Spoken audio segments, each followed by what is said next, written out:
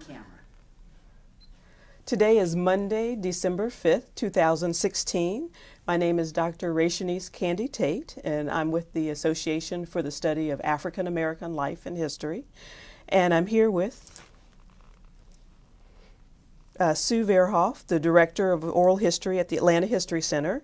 And we're here today to record the oral history of Mr. William Smith, who served in the 758th Battalion during World War II. Mr. Smith's oral history is being recorded at the Atlanta History Center for the Veterans History Project in partnership with the Library of Congress. We're honored that you are with us here today, Mr. Smith, and thank you for participating in the project. Can you hear me okay? A little bit louder and be fine. I'll speak up. Alrighty. So why don't we start off with when and where were you born? When and where? I was born in Pittsburgh, Pennsylvania. And that was in 1916, May the 22nd. May the 22nd, 1916. A good year. Who were your parents and what were their occupations?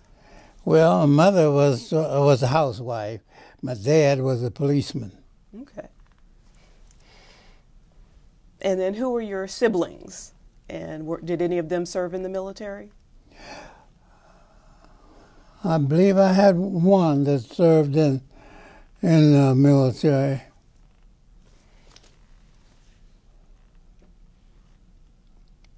That's the only one I can remember. Okay. Do you have more than one? Was it a brother? Yeah, they were brothers. And where were you in that birth order? Are you the youngest, oldest, in the middle? I'm the oldest one in my family. Okay. Yes. And what were their names? Huh? What were your brothers' names? Well, there was Arnold, Charles, and James. Arnold, Charles, James, and where were you? And you said you were the oldest. I'm the oldest. You're the oldest. All right. So they looked up to you. And so tell us a little bit about what you were doing before you entered the service. Before I entered service, I was working at Ford Motor Company in Detroit, Michigan. And what were you doing there? I was welding.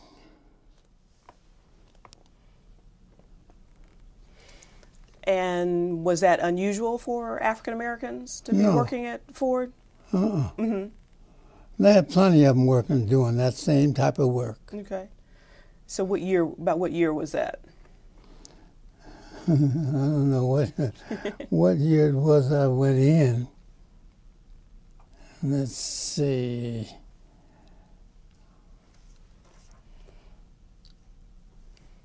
I don't know, 1930, 1930 something, I don't know. Okay, okay. But then you, what branch of the military were you? I was in a tank outfit, 758 Tank Battalion. Okay. For the, so that's Army? That's Army. Yes. And were you enlisted or were you drafted? I was drafted. So you didn't go willingly, but had to go. They had to drag me. And so you said you were in the 758? 758 Tank Battalion. Okay. And did you have some special training when you entered? Or kind of tell us about being drafted to... All of the special training we had was on tanks. We learned how to work on them when they broke down, how to run them and so forth, how to store them and all of that, how to shoot from it. And I believe that's about it. That's about it. Yeah, but this was a very special unit. It was an African-American unit? There were 3 black outfits, 758, 784, and 761st. They were the 3 black tank outfits that you had. And then share with us some of, so how did you come into the military and then How did I come into the military? And then how did you end up with the Tank Battalion? How did I end up with the Tank Battalion? I don't know how that was, but all I know is they called my name and I went. Okay. So you followed the order. Yeah. Okay, okay. Do you recall any instructors' names? The instructor's name? Or anyone you worked with? Coleman. That was, he was captain there, Captain Coleman. And So was he white or black? he was black. Okay. We only had one white officer there, and he was a major. And that was it. And where were you, where was this? Were you still in Detroit at that time, or? No, I was, in Arizona for a while. And yeah, in Arizona, I believe it was. And let's see, we went in Arizona, and then we moved to Virginia, and that's where we went.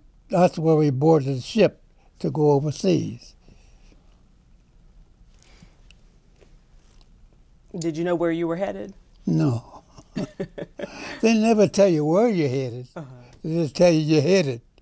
So that's you're all. ready and go. And then what was that like being in the ship from, going to the ship from working in Detroit? So what was... What was it like? Like working in Detroit? Well, I can't see the difference. And because you was ordered both ways. You were ordered order in the Army. They tell you what to do and when to do it. And in the automobile factory, they tell you what they want you to do and what you better do. That's it. And so what was life like in the ship, and then what was life like in the ship, and then having to in the ship? Go we had this one ship that taken us over was just one outfit on it. That was the 758. We got over into Italy, and that's where we stayed for 30 days, and then moved out.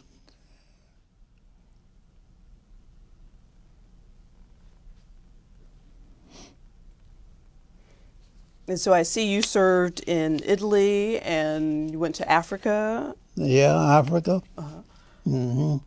Well, I'll tell you, I think I made a mistake here.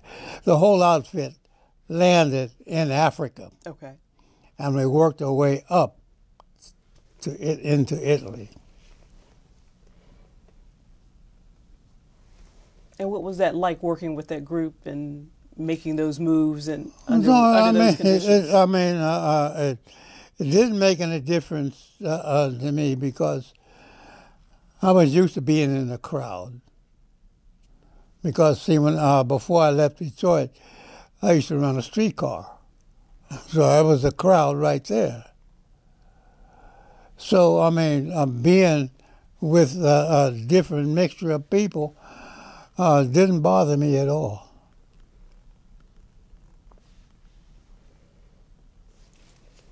But a little different circumstances. I say the circumstances were very different, though. Oh yeah, a whole lot different. See, when you went to camp, you had to take orders. When you were a streetcar, you had to take on people. That's all. That was the only difference there. So you consider yourself a people person? You consider yourself a people person? Oh yeah. How so? Give me an example. Well, in first place, I like to be around people and to talk to them and so forth. And then I was in entertainment, so I had to love people to be in entertainment because I played a trombone in the band. Now, was that before entering the Army? Before entering and after entering. Okay. So that was it. See, I played for shows. I'm trying to think of the guy's name. Brown skin models and so forth. You know, those shows. That's who I played for. Great. And Billy Eckstein. I worked okay. in his band. Wow. And let's see. Then I had a band of my own. Did you? Okay. And that was it. Did you have a name for that band? Hmm? Did you have a name for your band? Billy Smith, that's all. Okay. What other better name than Billy Smith? Huh? I say, what better name than Billy Smith? That's all. That's the best way. To name it after yourself, right? Yeah. Because I was the only, I organized the band. I mean, I picked the guys to be in it.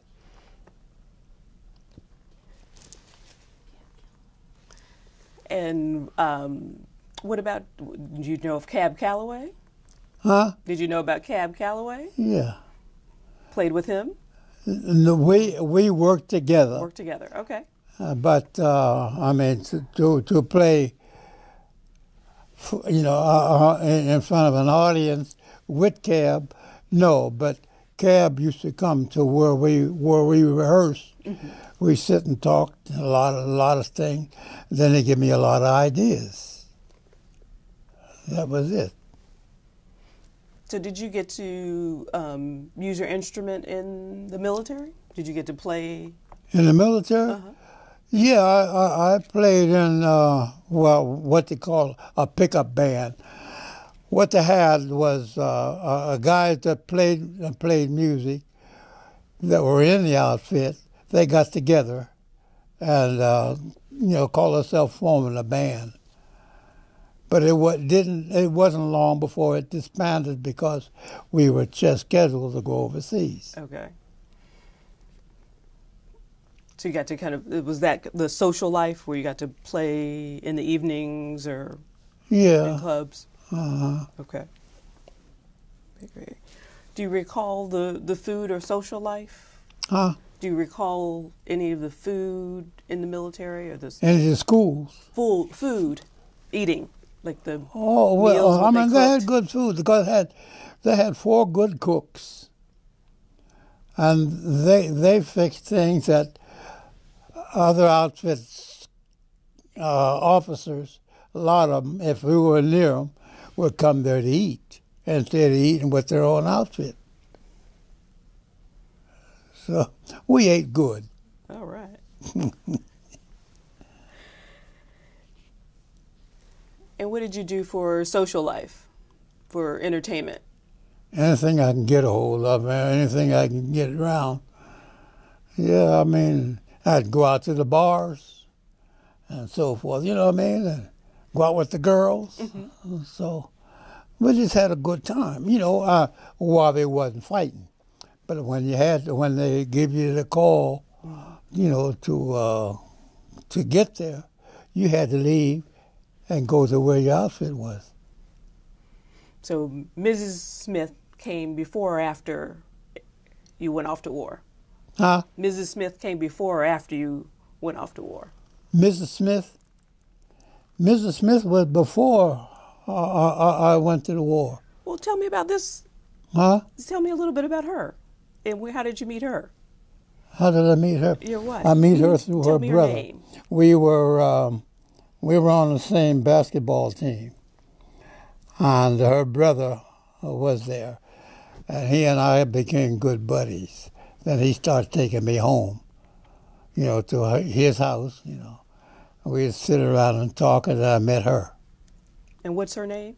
What was her name? Her name was Daisy. Daisy. All right. Okay. So how was it going off to war and leaving Daisy? Huh? How was it going off to war and leaving Daisy? Oh, it was rough, you know, but I had to go. I couldn't tell them I wasn't going. And had you all had children yet? Yeah. Okay. So, Yeah, we had 2 children then. so how did she manage the home while you were away? Well, she went to work, and her mother and dad looked after the kids. So that was it. So family affair. Hmm? Family helped out. Yeah, the family helped out. And of course, now when I come out of the Army, then I went to work at the G&L steel mill.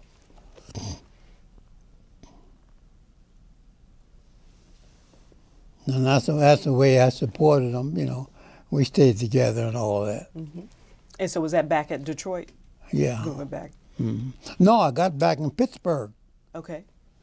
Pittsburgh is where I went into the Army from. Okay. See what I mean? And then after her mom died, after Dolores died, wait, I'm getting all mixed up. After my first wife died, then I moved to Detroit. Okay. And that's where, I did all my business. Went to work and all of that in Detroit, Ford Motor Company. That was where you went forward. And so forth. Gotcha. How was Pittsburgh versus Detroit? Huh? How were the 2 cities different or the same? How were they different? Just the names, that's all. Because you had to do the same work anywhere you went. So you had to make a living for your family. That's right. Okay. All right. So it sounds like you saw combat while you were in Italy and with the battalion. Did I see combat? Oh, yeah. Yeah, we were 37 days in combat. Did you witness casualties or destruction? Yeah, I witnessed destruction and casualties, Well, anybody in the Army, if they go in on a line to fight, will see all of those things. How was that for you? I wanted to be anybody, to see people dying in front of you. Yeah. It was tough. And did you have any particular friends or No. comrades that you were particularly close to? No. Just we were all friends. We had no special person had to be a friend to you.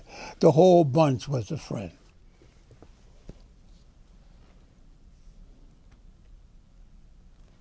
And so how did you stay in touch with family that was back home? Did you write letters? Yeah, that's the only way you could. You couldn't use radio.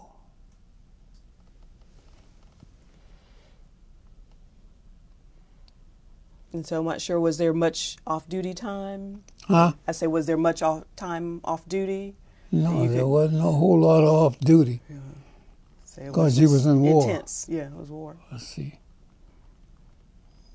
So we had to be on our toes at all times. And then we didn't go anywhere with just one person. There'd be 2 or 3 of you to go places. To protect each other? Yeah. Okay. And I read something about you. Were you driving the tank? Huh? Were you the driver Yeah. of the tank? Were you being very modest? Tell me about that. Where did you have to drive, or was it difficult? No, it wasn't. It wasn't difficult because tank could climb anything. You had tracks on there that gripped as you went along. So it wasn't hard to drive. It wasn't difficult at all. Anybody could drive it. If they drove a car, they could drive a tank. I don't think you want me in there driving that tank. You could drive the tank. You did very well at that. But I understood that the terrain was a little difficult. So you weren't riding on roads. You were having to go across beaches. No, but I mean, the terrain was rough in places, but the tank could go. Mm-hmm. They didn't bother. Maybe the trucks didn't get there, but the tank got there. Gotcha. And what was the purpose, like, for someone who doesn't understand, like, the method of war? So the tanks were there to do what? To destroy. Okay. To destroy anything in sight. And to clear the path for the so in. That your army could come through. You could break. You went out and cleared out a bunch there so that the army could come through, so that the outfit that you were working with could come through. Because the 758 Tank Battalion didn't all work together because they assigned you to different outfits. So that was it. Mm-hmm. And so you said 37 days? Huh? How many days were you there? You said 30 Where? Plus? That you were on the front lines, that you were... On the front lines. Let's see, I don't know how many days. I think I was on there by 3 or 4 months, like that, you know. Okay. But you didn't stay on there the whole time. You went back for different stuff. You had to go to the rear to pick up different stuff, the food and stuff like that, you know. Mm-hmm. A lot of times, instead of sending a truck back there, they send a tank. Gotcha. So where were you when it ended, or how did you leave? How did you leave that area? And how did I leave that area? Mm-hmm. Well, I was in the tank outfit. I left it in the tank. Okay. Say the same way you came in. Yeah. What I'm saying, so did you have to serve for a certain amount of time and then you were released, or how did the war end and you come back home? How did you get back to the States? How to get back to the States? Mm-hmm. Well, look like, let's see, when the war was over, what they did was assign different outfits to different ships and so forth to ship you back. So that's how I got back. Okay. And how was so you said you were with a all African American? 758 was 758, 784th, and 761st were black outfits. Black outfits. Mm-hmm. And so coming back to the States, how were you received? Received good. Okay. Yeah, we were well received. The community and your family, what did they do for you? Do you recall what they did when you... No, just a whole lot of kissing and hugging going on, but that's about it. Because not everybody made it back, so they were happy to see you, I'm sure. Thank you. And so how was it readjusting to civilian life? It wasn't bad. Okay. I mean, I went right on. I stayed off 30 days before I went back to work. And the only way I went back to work in them 30 days would be before then, when I first got home, a week after I got home, I kept going to the factory just to talk. And then they asked me if I wanted to go, wanted my job back. And I told them, yeah, I went on back to work. Okay. So they hadn't been saving the job for you? No, they hadn't been saving no job. They couldn't afford to save a job for anybody because they had to take everybody that they could in there to manufacture what was needed. What was being produced? You said you were welding, right? Mm-hmm. I said, what was being produced out of your factory? Was it for wartime, or was it? Toward the wartime. Tracks and all of this kind of mess, you know. Okay. And engines and stuff like that. And she got you. So now, you told me you were born May 22nd, 1916. And it is now 2016. It's not 2016? Uh-huh. I'm only 100, that's all. Yes, what so, the heck? So you've done a few things since you finished your military career. Kind of share with us what you've done since. Since the military? Well, see, after the military, I came home. And I went on, I came to Detroit, and I went on the streetcar. I was a motorman on the streetcar.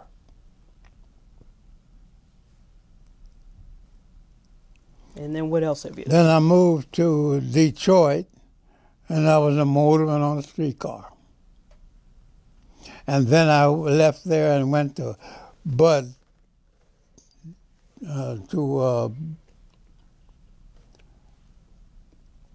what's in it? It's a Bud company. Mm-hmm. I went back there. I went there and started welding. And that was it. I left there and went on back to Pittsburgh.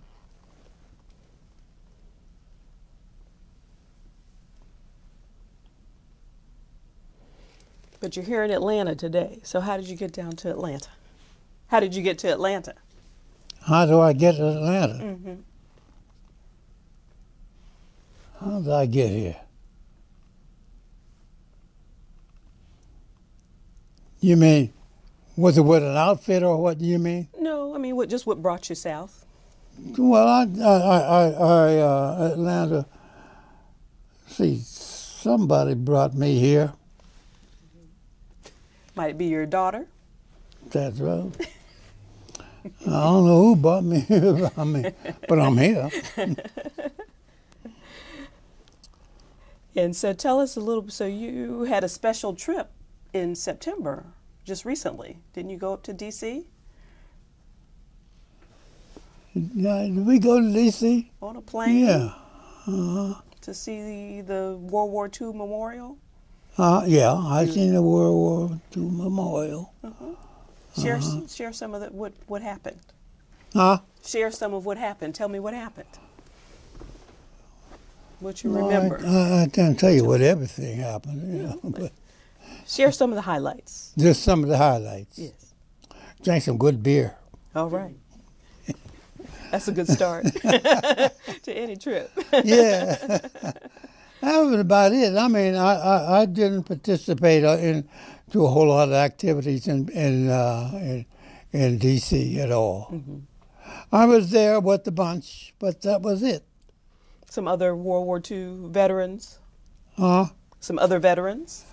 Other veterans in the family and so forth, you know. Mm-hmm. My daughter, for one, was there, you know.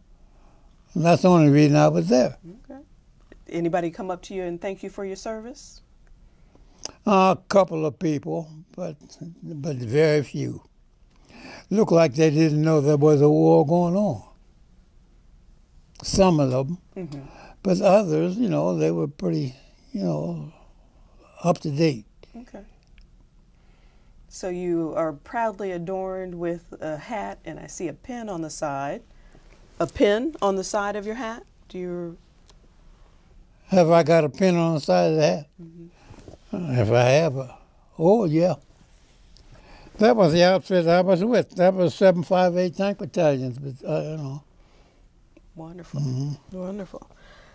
So just want to ask you to wrap up some questions about your reflections on war. So what do you feel about your wartime experience and how it affected your life? Well, the experience was rough.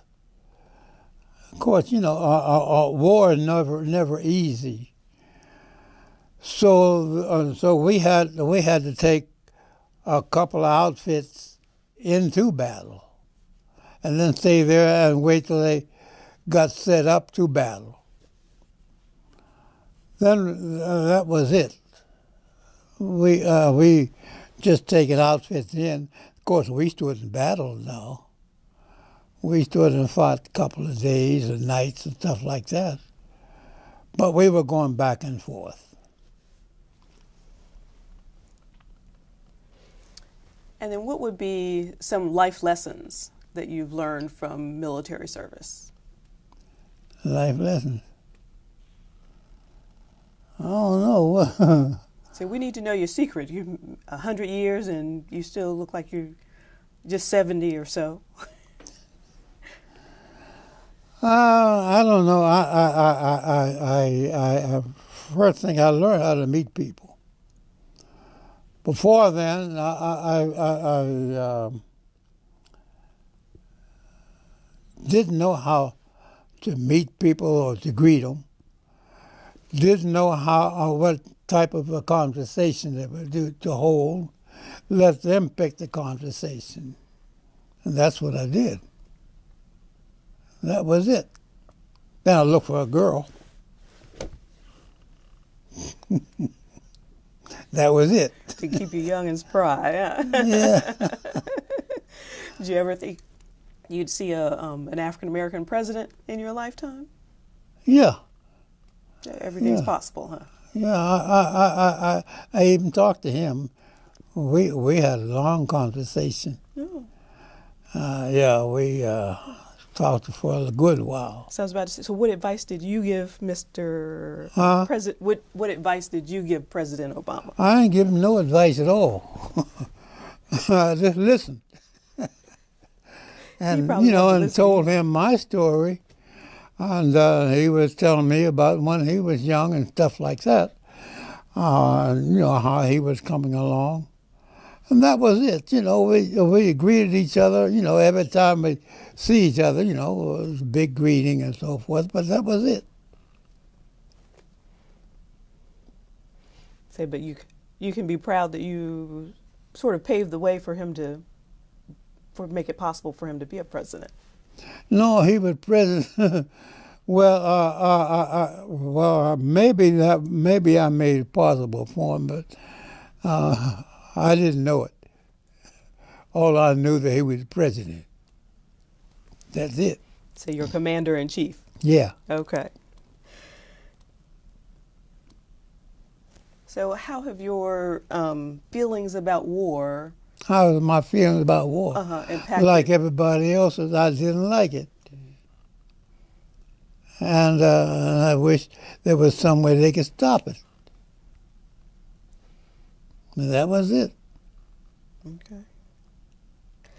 So what message would you like to leave for future generations that might see this tape? That might see this? Mm-hmm. What message? Well, just be careful of what you do and what you say and where you say it. That's it. Because a lot can be picked up in a conversation that's not meant to be heard. So that's what I'm telling them. To watch what they say. Huh? Say to watch what they say. Watch what you say and where you say it. Okay. That's it. And so we've gone through these questions. It just something else came to mind about how did you pick up the trombone? You didn't share that with us. How did I pick it up? Well, I tell you, my uncle played bass, tuba, and trombone. And I used to watch him in the Elks Parade and so forth. And I always wanted to play that horn. So that's where I got started, with my uncle. Okay. And so did you have opportunity to pick it up even more after you? Yeah, I went in. I was with different orchestras, around. And that was it. I went to different places, playing, so forth. Have I forgotten anything? Or Sue, would you like to ask? I have some questions? I have just a couple of questions, Mr. Smith. Okay. Wednesday is going to be the 75th anniversary of Pearl Harbor. Yeah. And we always wonder when we chat with our World War II veterans, do you remember where you were when you heard? Pearl Harbor. I can't remember where I was, but I was in Pittsburgh, if that's what you mean. That's where I heard it from. And how about when you heard that the war was over? Do you remember what that was like? I was in Detroit then. And when I learned that the war was over, I was the happiest dude in the world. And one last question, if you can remember, I'm fascinated by tanks and by what you did. Could you describe a typical day when you were working in that tank unit? How would a day go? Well, in the first place, you go and start the engine. Listen to that engine. Work on that engine. And work on everything else on that tank to make sure it would run and it would be in a good shape. You had to work on that tank all day. But you did it. So that's it. Were there times when you needed supplies and couldn't get them? No, I can't remember needing supplies and couldn't get them. If I needed supplies, and I got them. Because any time you need supplies and the guy tells you can't get it, and you roll a great big tank up there and tell him, I need them, and they'll bring it to you.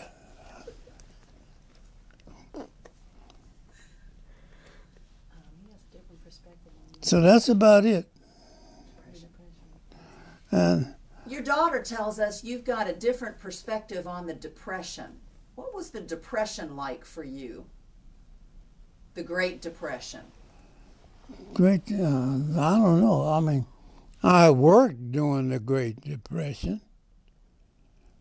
In fact, during the Depression, I was working in Detroit on a streetcar, running a streetcar. But, I didn't go without anything. My dad was a policeman, and he always helped out, you know. So I didn't feel it much.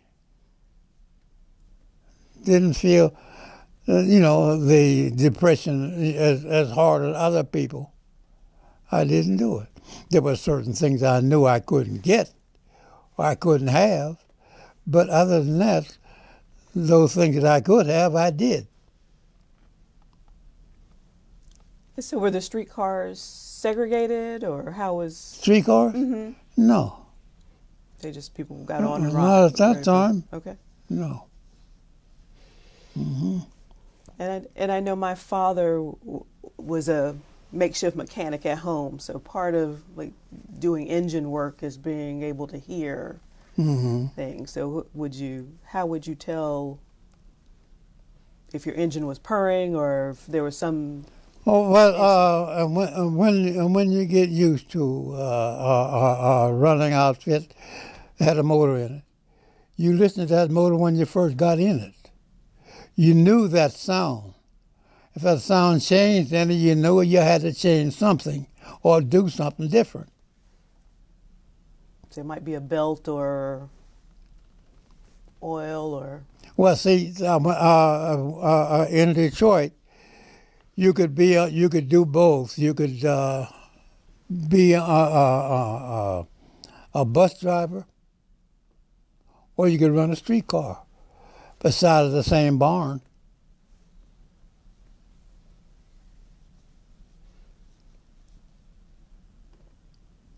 So you learn both ways. Listen both ways. Listen to that bus. Listen to that car. You knew what was wrong with it, and then you'd call a mechanic and let him work on it. And that was it. All right, thank you. There were a lot of famous people during that early music, jazz or big band. I don't know. So we're hearing your you traveled or met several famous people during your time as a musician. Calloway, you talked about Billy Eckstine. Calloway and Eckstein I did meet, and Basie. Count I Basie. met all of them, yes. And Cab Calloway's sister, she had a band, had a good band. I met her, so forth. So I met a lot of influential people. Would your band traveled, or they would come into town? You'd just meet them? Both ways. I'd travel or they come to town. A lot of times I go back and forth from Pittsburgh to Detroit. All right, Calloway's allowed to be in Pittsburgh, and I see him before I leave. When I get to Detroit, maybe Count Basie be there. You see, that's the way you meet them all. Any encounters with Louis Armstrong? Louis Armstrong? Oh, yeah. Yeah, I met him several times. In fact, I can brag and say that I've met most of the influential people. A lot of people that were famous, I've met a lot of them. So, and went out drinking with them. So, Best way to meet him, huh? yeah, well, I mean,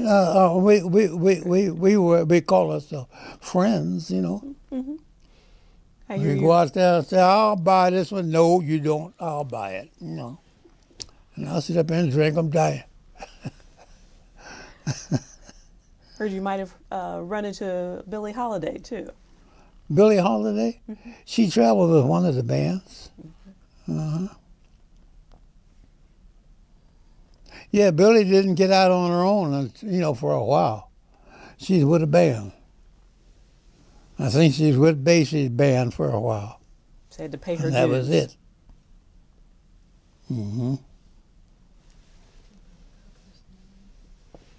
So what was her personality like, Who?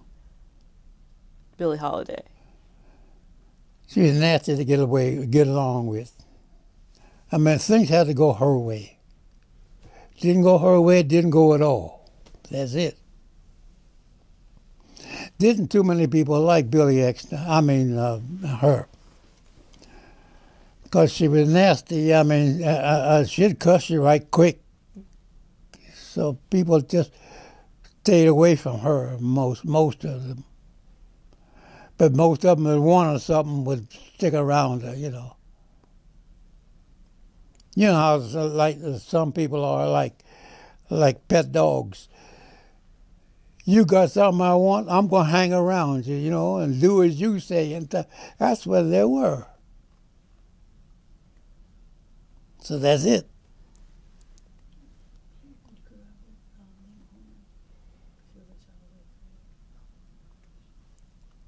So I hear you have a childhood friend, Lena Horne. Lena Horne was a childhood friend? Yeah. Let's see, Lena, her father was one of my dad's partners. They used to pitch horseshoes together as a team, you know. And that's how I met her. Because I used to go with my dad, and she would be with her dad, and we would sit together and talk, you know. And then I felt like I loved her. And that didn't go far. But we all loved her even as she grew older, so. Say we loved her as she grew older, so everybody loved her. Yeah. So don't feel so bad.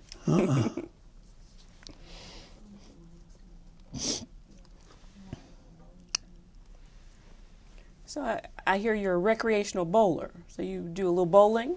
You used to do some bowling? Yeah. Uh-huh. What was your score? Your best score? Well, I don't know. I had a good score. Okay. In fact, when I was in Detroit, and they had those teams, always 2 or 3 of them would come to my house, want me to get on their team. So you must not be so bad if they wanted you on the team. So you're being modest again. That's right. So how'd you pick up bowling? I worked in a bowling alley. I started working in a bowling alley, cleaning the alleys and so forth, you know, and cleaning out the outs of the bowling alley, the whole bowling alley. And of course, there were 2 other fellows with me, you know, but that's what we did. Every night, we had to clean that place out, or every time it closed up, we had to go in there and clean it up. You throw a ball down at the pins Oh, on yeah. occasion or 2. Yeah, we'd practice, you know, practice bowling and so forth. So we did a lot. And then I decided I wanted to make good money. So I met a fighter, and he was telling me how much he made, you know, on each fight and so forth. And I got real hungry for that kind of money, so I took up boxing. Took up boxing. Okay. Mm-hmm. Okay. So now this is in Pittsburgh or In Detroit. Okay. Mm-hmm. Yeah, I picked up in Detroit. And no, I didn't have that many fights now, I'll tell you. I had about 6 fights, and that'd be about it. I had enough of it. Mm-hmm. Guy beating on me like I was stepchild. So you figure you find another way to make some money. Another way to entertain myself, you know. It wasn't so painful. Mm-hmm. Understandable. I didn't want to get hurt, you know. So I picked up something else. So what was the next thing? Hmm? So with bowling, boxing, you're a musician, Bowling, and musician. welder. And then I played football. Okay. For the YMCA in Pittsburgh. And that's about it. So all around athlete. So far. Oh, you're going to pick up something else now? Well, if eating is athletic, that's what I'm going to be doing. Well, we just finished up with Thanksgiving. Christmas is coming, so Okay. maybe we'll make that a tournament. Yeah. So I'm warning my daughter ahead of time, you know. To cook well, to make sure Yeah. she has some good, have that table spread for you. There you go. All right. And I'll hint on what I want, you know, for Christmas. What's some of the favorite? What's Yeah. your favorite dish? What's my favorite dish? Any of them is cooked. I ain't got no particular one that I favor over the other. Just have them all. If it's cooked, I'll eat it. Okay. All right. Well, we know, Sue and I know what table we're going to come to. The holiday. Well, it's been a pleasure talking with you, learning about you more, Mr. Smith, and your service to the country. We thank you. And I'm just honored today to be able to get to know you a little better. Well, I'm glad to be with you all, and glad I could help out. So getting to learn what it takes to get to 100. Yeah. Okay. Thank you again. Thank you. Thank you for your service and for coming today. You're quite welcome.